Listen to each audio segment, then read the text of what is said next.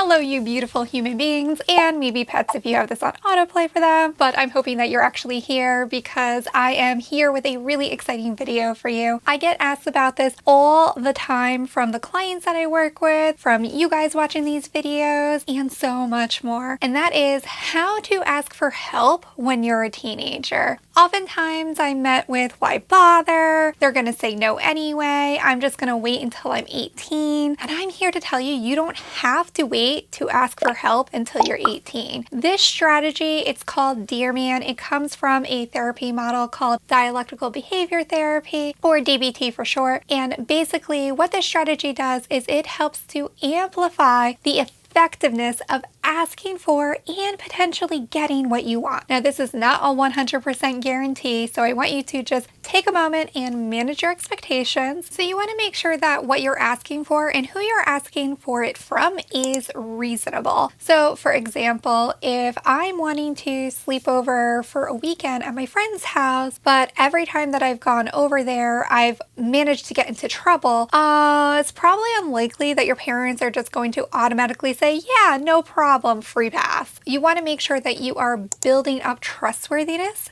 by matching your behaviors to the words that you're saying. The other thing to consider is that you might want to break this into bite-sized pieces. I often talk about how building trustworthiness or intimacy in a friendship or relationship of any capacity is kind of like climbing a ladder. In order to get to the top of that ladder, whether you're trying to get to the second floor or like to a high shelf or yada yada, you have to take it one step at a time. You might be able to take it 2 steps at a time, potentially 3 steps if you have really long limbs, but most of us are meant to take ladders 1 step at a time to reach our final destination. It takes a little more time and effort to build that stamina and increase your height on the ladder. It's really easy to slip and fall, and then you've got to rebuild again. Breaking your requests into bite-sized pieces might make a little more sense rather than going for the big kahuna right from the get-go. The third thing that you want to remember is to write it out. Y'all know I'm all about being clear. Clear is kind. If you're not clear on what it is that you're asking for or what it is that you want the outcome to be, it's going to be really difficult to speak and articulate that. Also, when you write it out, sometimes you can actually write it in letter form and physically give it to the person that you're asking this request from, whether it's like an actual pen and paper letter or you're typing an email. That can be useful so that if they're caught off guard and perhaps they're having an emotional reaction at first, they can take that letter or that email or that text message or whatever and reflect on it later when they're not as in an intense emotional state of mind. So they can actually view it a little more clear-headed. And of course, you want to make sure stay prepared with those coping skills. This can be a really anxiety-provoking situation for you doing the asking, but also the person that you are asking something from. So you want to make sure that you're in a well enough regulated state before, during, and after this conversation. That way, if you do start to feel yourself becoming physically or emotionally dysregulated or overwhelmed, or what we call flooded, you have some coping strategies to pull yourself back in and get back down to a more manageable level. Now, you don't want to necessarily use your coping skills to entirely turn off your emotional experience. Emotions are great. We need them to emphasize and help other people understand us and the importance of what it is that we're trying to communicate. But you do need them to be manageable. You don't want to be all emotion coming at you. And don't forget that you can absolutely take a break if you need to. There's nothing that says that you have to continue and have the full conversation in one go. If it's not going well, abort. Get out of there, retreat, come back another time. There's nothing to say that you have to pursue and push forward. It's a very good thing to pause and take a break and regroup and come back at a later time when it's convenient and good for both of you. And then if it is still a no after you use this strategy, keep in mind that it probably was always going to be a no, and you might have to go back to that first point and just manage your expectations. So let's get into the strategy. So the dear part of Dear Man, or the DEAR part, is all about what you're going to say when you're making this request of somebody. And the man part, or the MAN, is all about how you're going to ask this of the person. So keep in mind that you can use this strategy for a multitude of requests and situations. You can use it to say no. You can use it to ask your crush out on a date. You can use it to ask your teachers for help. You can use it to ask your parents for therapy. The list goes on and on and on. So I highly recommend, as we go over this, that you jot some notes down, because you're probably going to want to follow along with this video. And if you need to, pause and rewind and come back, that's okay too.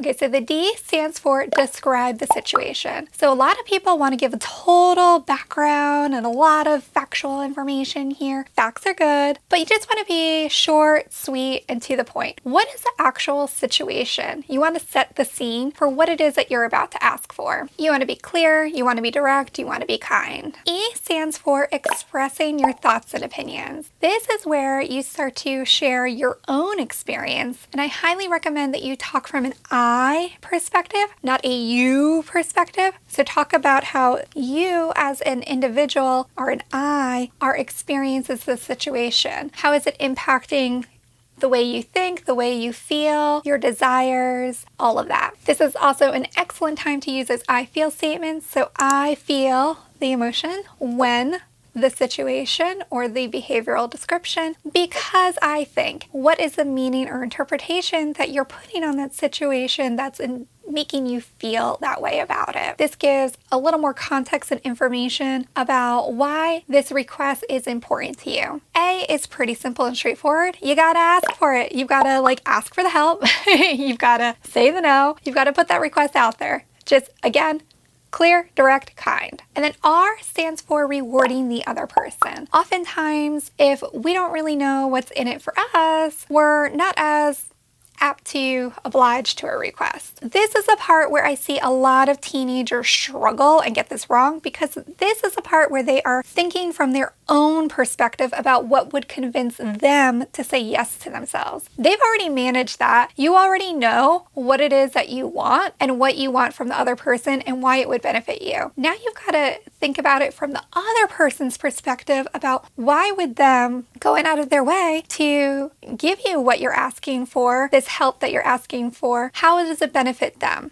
If you can see from their perspective about how it's a win-win for both of you, they're more likely to give you what you're asking for. Okay, so man, if you remember, is all about how to ask for this. So M stands for saying mindful. You want to be aware, is this a good time for you? Is this a good time for them? Prepare with those coping strategies like we talked about. You want to make sure that you're in a good, regulated state of mind and physical status and emotional state. So use those coping skills and those coping strategies. I've got a ton of videos on a ton of coping strategies for a lot of emotional experiences and situations. So definitely go ahead and check those out if you need some encouragement. I'm also in the process, as you know, of upgrading the coping skills crash course, which does a huge deep dive into a ton of coping skills and strategies. So if that's something that you are interested in learning more about, or want to boost in your coping skills, or maybe just a revamping of it, definitely go ahead and click the link in the description so that you can learn more about how to sign up for that program. A stands for appearing confident. If you are showing up with poor eye contact, poor body posture, kind of unsure of yourself, it's going to be hard for people to take your request seriously, even if it's really important to you. Now, I get it as a therapist who works with people who are shy, introverted, potentially depressed or anxious. It can make it really difficult to appear confident when something is important to you. So maybe practicing a little bit, either like in your head, we call that scripting, or practicing talking to yourself in the mirror, something that just kind of gets you in the zone for that. And if that's still really difficult, put it in a letter. And then N is really one of the most important parts of this, and that is being willing to negotiate. So of course, you want an absolute 100% yes, I will give you exactly what you're asking for. But maybe they're not in a position where they have the time, resources, or energy to say yes 100%. So being willing to stay open and flexible to other options and maybe have a few other options as backup to propose at this point is going to be really useful and helpful to you as well. Remember how we talked about breaking this into bite-sized pieces? The other thing to consider is that you might want to break this into bite-sized pieces.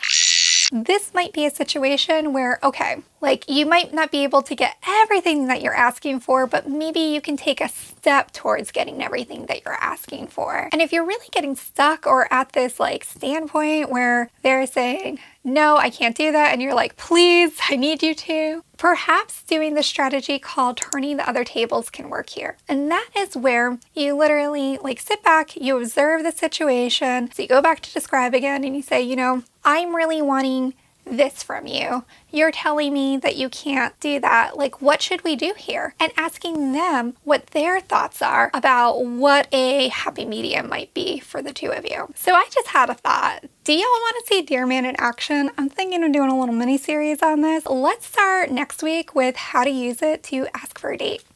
It'll be right there. Thanks for watching.